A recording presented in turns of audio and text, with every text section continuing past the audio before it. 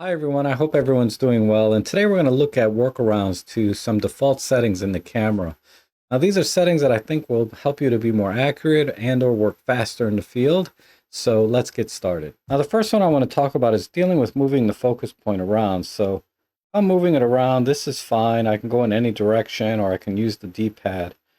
But notice how it jumps, right? So 1, 2, 3, 4. I can only go down in 4 steps from top to bottom, and it's like 6 steps left to right. Even if I use the joystick, it's the same.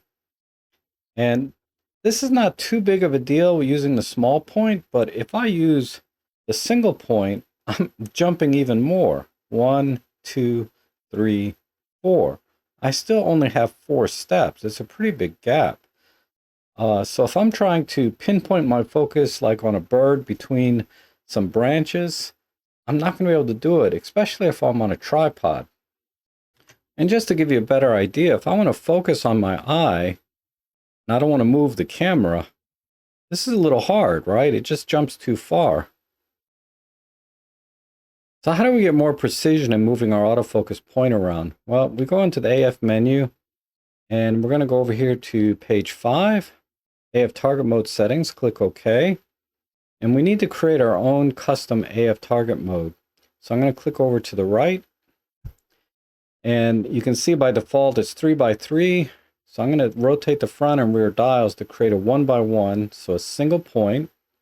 And then I'm going to click the info button. Now it's already set to step, only one focus point at a time.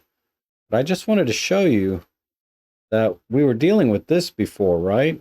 Where we only had 4 steps up and 4 steps down when we were moving the autofocus point around.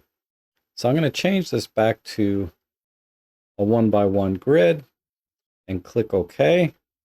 And then I'm going to click OK again so that I have a little check mark next to my C1. Now when I go back to this scene, I can go in the Super Control panel and select C1, click OK. And now I can move the focus point 1 step at a time instead of jumping 3 steps at a time, like so. And if I want to move quickly to another point, I can just press and hold the joystick down or just click it to go back to the center, and I can move left and right.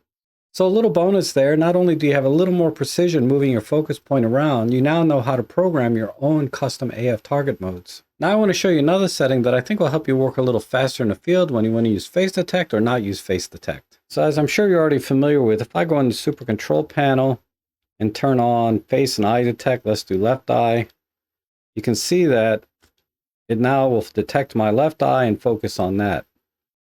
However, if for some reason I move my focus point over here and I want to focus on these leaves or whatever it is hanging down, it's not focusing on the focus point. It's still focusing on my face and eye, which is normally what we want. However, you can change this behavior as well. So we'll go into the menu and we will change this. Well, we'll go into the autofocus menu, go on to page 2, and we can go to the face and eye detect AF button, click OK. And right now, half pressing the shutter button is going to give us face priority, and it's going to ignore the focus point. And the AF on button on the back of the camera is face priority, and it's going to ignore the focus point.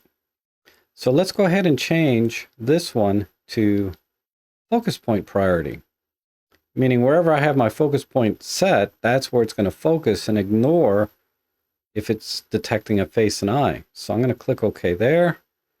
And as you can see, it says target point priority. So now, if you look closely, my target point is still on the left side. And if I have pressed the shutter button, it's going to focus over there now. And just so you know, and this should make sense, if I change the AF button to focus point priority, I've effectively turned off face detect.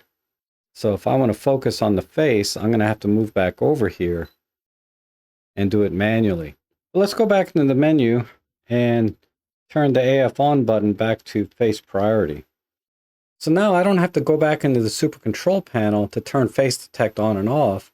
I have it already set so that anytime I use the shutter button, I'm going to be focusing on the target point, and anytime I want to use the face detect, I just use the AF on button on the rear and then take the picture. Now just know you have to have face or eye detect turned on in the super control panel for this to work.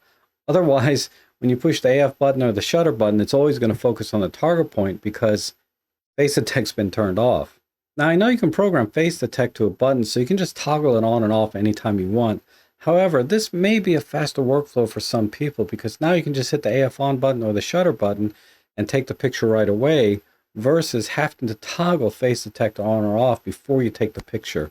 So you save one step.